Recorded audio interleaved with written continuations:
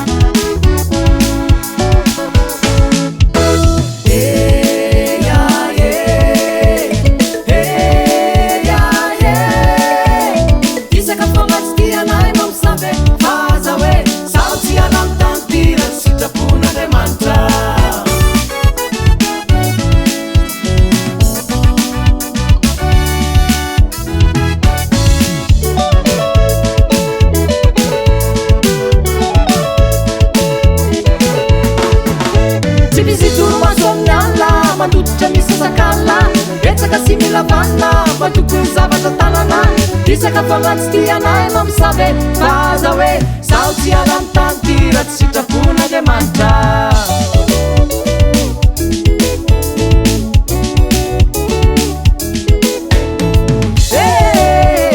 Reraka foagnanaokona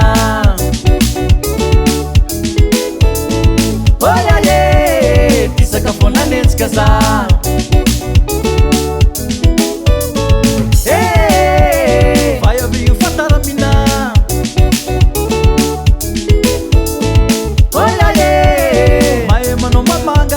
Isaka